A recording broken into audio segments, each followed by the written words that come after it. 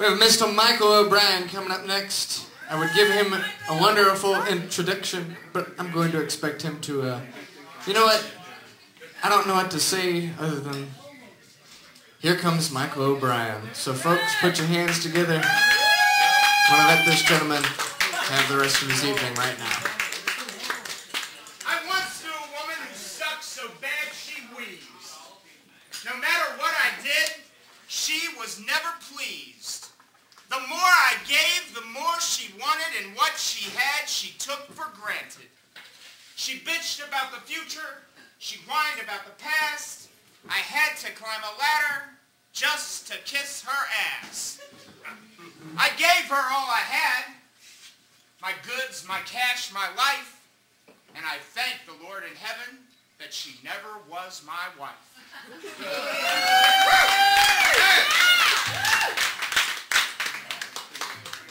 You want to know who she was?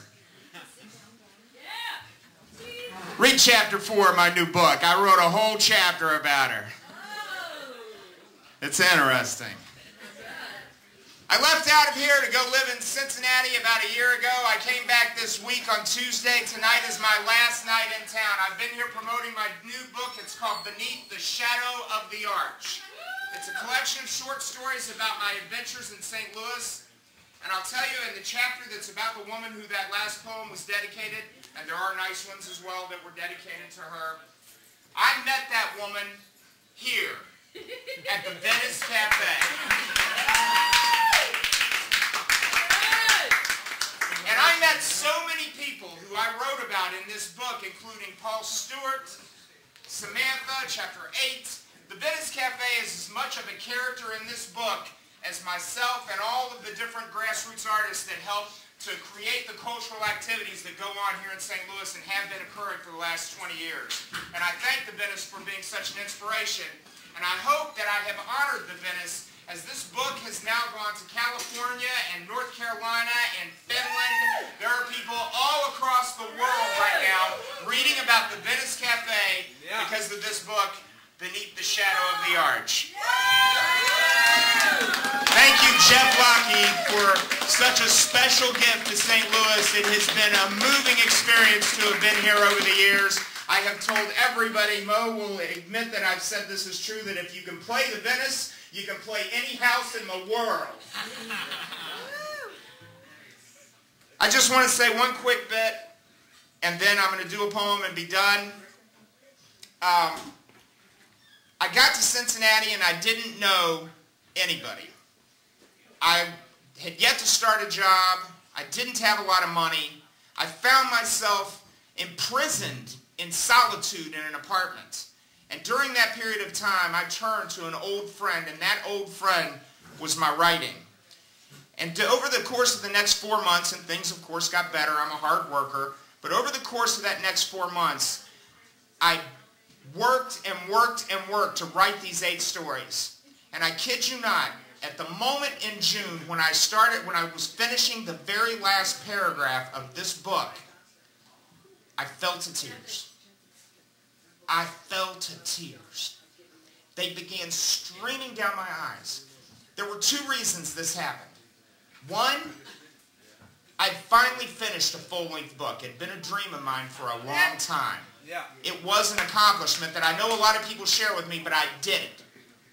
The other reason was because as I was typing these lines on the computer, painting pictures in front of my face, they were good. I knew they were good. I knew I'd done something really well, and I cried about it. Now I want you to know, in about a week and a half, I have a couple other stops, but eventually I head back to Cincinnati, where I go back to my working class life, waiting tables at a nice restaurant. But tonight, I'm an author.